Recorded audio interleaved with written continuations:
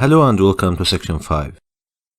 After we learned how to create 3D models, now it's the time to talk about some other 3D tools, like how to define a material, how to measure the mass of the body, and to check the interference, and how to use the measure tool, and some other tools in the 3D environment.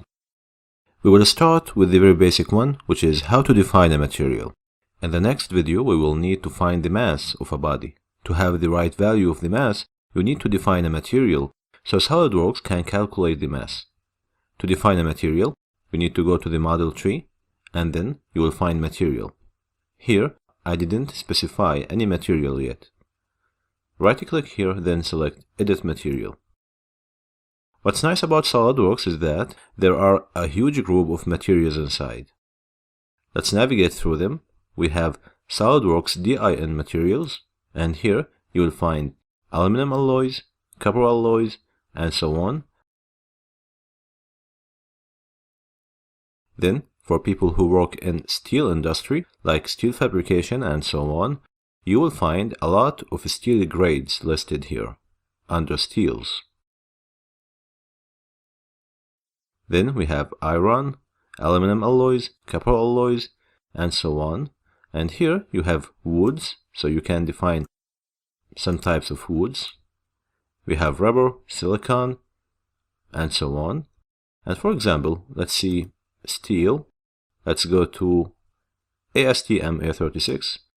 This is the type of steel you see in the bridges and on the platforms, and any steel building you see, most of them are made out of this kind of steel. Here we have some mechanical properties for this material, and these values are helpful when it comes to finite element analysis. In our case, we are interested in the mass density, and this is the value that SolidWorks uses to define the mass. So, whenever you have a material, you need to make sure that the mass density is defined. And here, for this kind of steel, it's 7,850 kilograms per cubic meter. But for example, if you go to galvanized steel, you will see that there's some difference. Here we have custom materials, and here you can add some materials. In some occasions, you will need to use a material that is not listed here. In this case, you need to define it. For now, let's edit material. And for example, let's set ASTM A36 steel, apply, and then, as you can see, the name of the material is listed here. Now, you can select Edit Material, and here, under Custom Material, Plastics, you can right-click, and you can add New Material, and then you need to define the material properties which you can get from the manufacturer or from the supplier of that material. After we know how to define a material, in the next video we will see how we can calculate the mass of a body. Mass calculation. In many cases, you will need to find the value of the mass of a body or of a multi-bodies you create using SolidWorks. There are many benefits of calculating the mass. For example, you can estimate the price of this material by estimating the mass of it, or as an example, you can estimate the capacity of a crane that will lift a body you create using SolidWorks. So before you find the value of the mass, you need to define the right material. For this 100 mm cube, I will define a material under SolidWorks Materials, Steel. I will select ASTM A36, then hit Apply, then Close, and notice how the color was different now, because the material is selected and the color of this cube was connected to the material. As you can see, we can find it here, and the name is steel. Now to calculate the mass, you need to go to Evaluate tab, and here you will find Mass Properties. As you can see, we have this part, which is part 3, and here it's called part 3.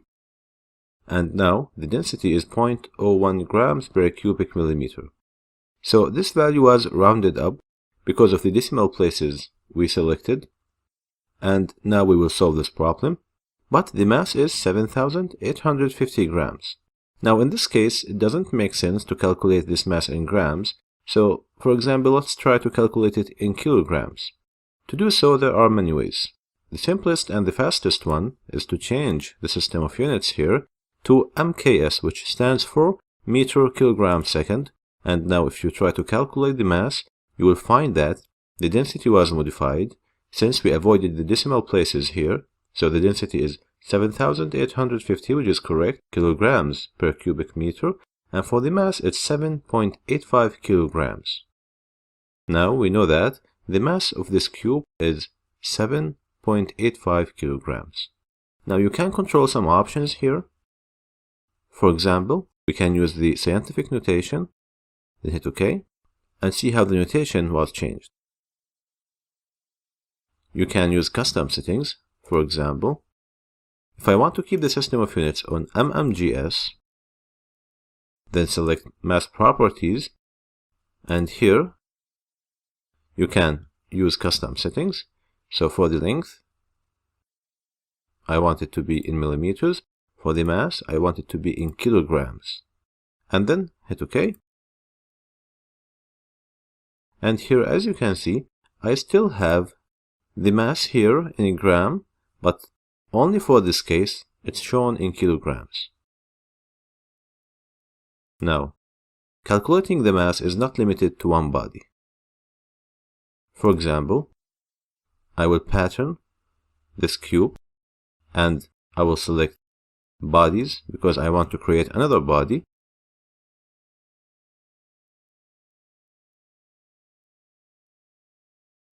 And as you can see, I have 5 copies of this now.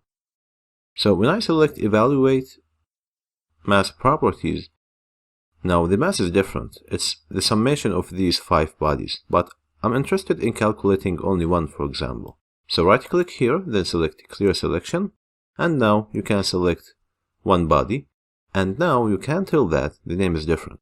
So now for this body, it's 7.85 kilograms. If I click here and then select another one, so the mass was added to this one, and so on. So more than the mass, I have other values, like I have the volume in cubic millimeters, and definitely you can change this, and I have the surface area. I have the center of mass, and I have the moment of inertia. In some cases, you will use these data in other program, like to run some kind of analysis, or to forward this data as a report. So in this case, you can copy to clipboard and you can insert them into Microsoft Word file, for example, or simply you can print them. And here you have these options like PDF, or if you have a printer, but for now I will just keep it as is. And here, as you can see, I have all these data in one file. So this is what we need to know about calculating the mass. In the next video, we will talk about a 3D section. A 3D section.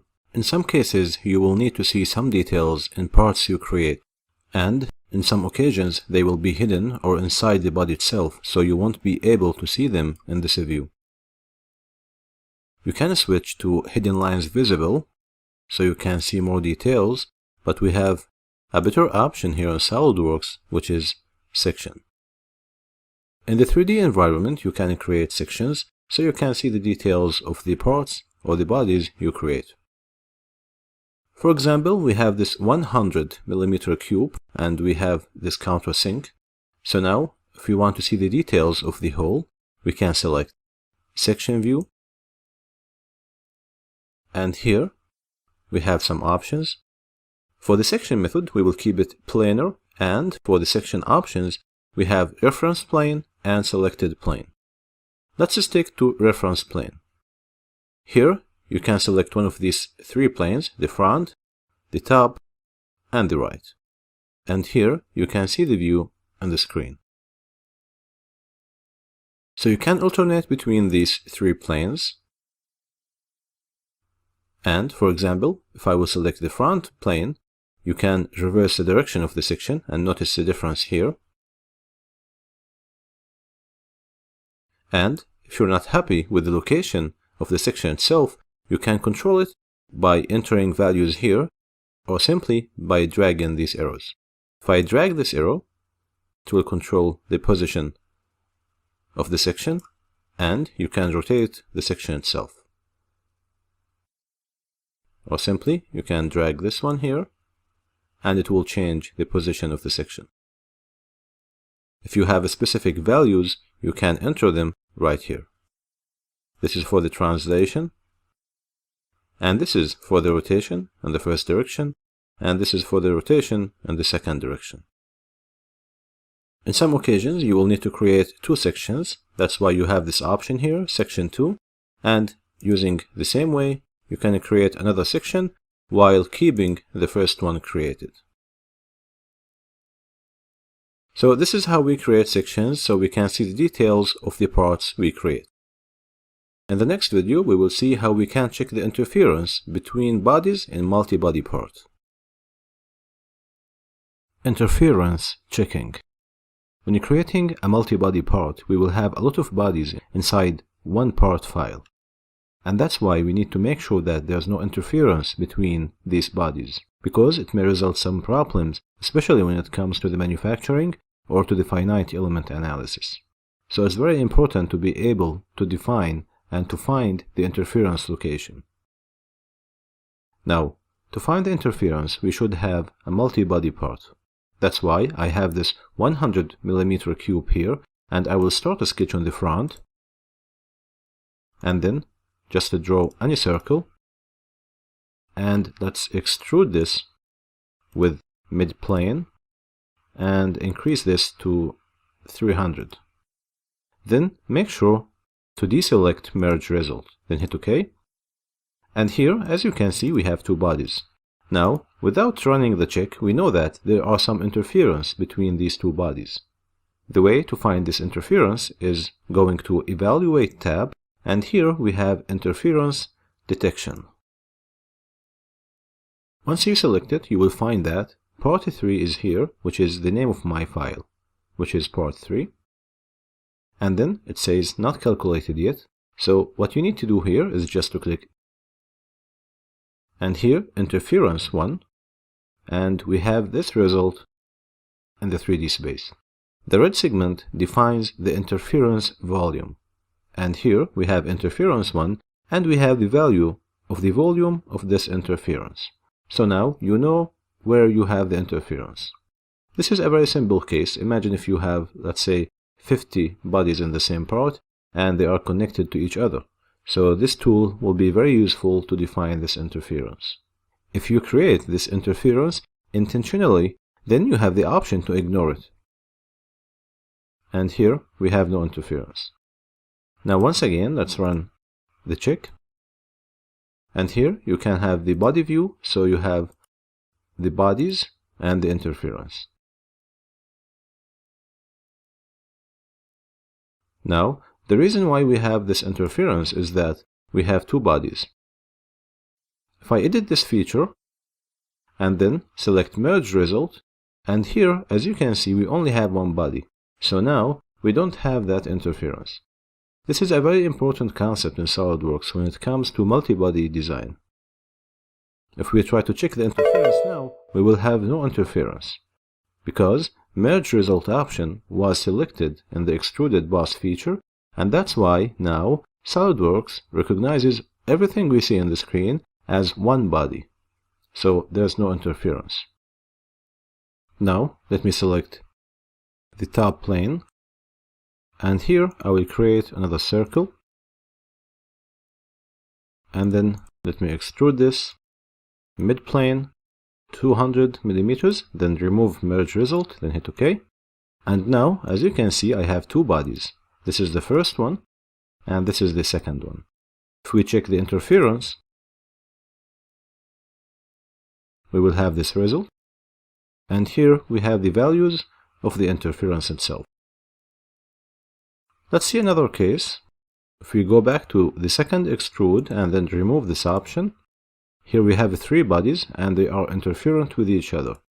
So when you select this here, you will have, this is the first interference between this body and this one, and then we have another interference between this body and this one, and finally we have another interference between these two bodies, And here you can get the values of the volume of the interference. Now let me change this view to hidden lines visible and then check the interference. So here, this is the first interference. You can see it here. And this is the second one. And this is the third one. A quick tip about the interference is that if you see here, we don't have an edge, because this cylinder goes all the way and it's a separate body. Now, if this cylinder is one body with this cube, then we will have an edge here. And let me show you this case.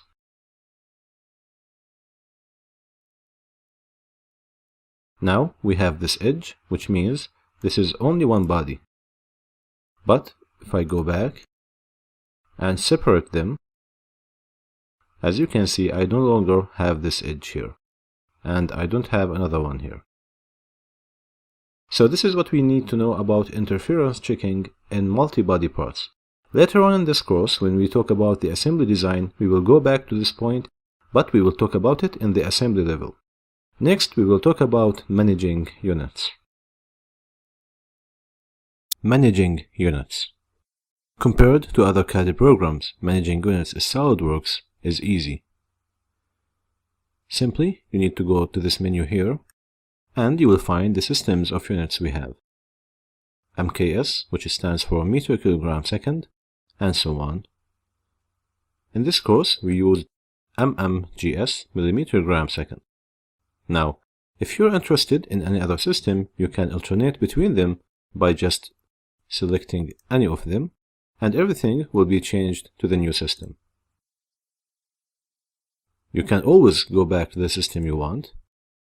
If I edit this feature, my system of units here is in millimeters, so this is 100 millimeter. Now I will type 0.1, and here, as you can see, I have this menu. Just move the mouse a little bit down, you have units. And here, you can select any unit you want. So regardless the system of unit you are using here, you can always define another unit. For example, I want this to be in inches. So hit OK. And as you can see, the shape was changed because the sketch is still not changed. If you double click this dimension, I will set it to 0.1, and once again I have units, and I will set it to inch, and I will change this one too.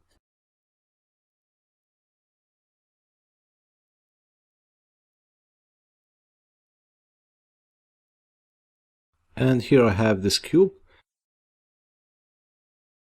The system of units is still the same, but I used the inches, and this could be useful when you have a drawing that you are working on and you have some dimensions in inches, for example, and you want the final result to be in millimeters. So instead of keep converting the units all the time, you simply use this option and you will get all the dimensions correctly. Next, we will talk about a very important tool in SolidWorks, which is Measure tool. Measure tool. Measure tool is a very important tool that saves a lot of time. If you go to Evaluate tab, you will find Measure. This tool helps measure dimensions in the 3D space. Select Measure tool and let's see the different types of measures we can make. The first one is selecting a face, and here you will have the area and you will have the perimeter of this surface. Another one, if I select this one for example, I will have the area here and I will have the perimeter. If you have a lock here, you have the area, you have the perimeter, and you have the name. And then also you can increase the size of the font. You can remove faces from here and you can select another one. As you can see, I have the cylindrical surface, so I have the surface area, the perimeter, the diameter is listed here.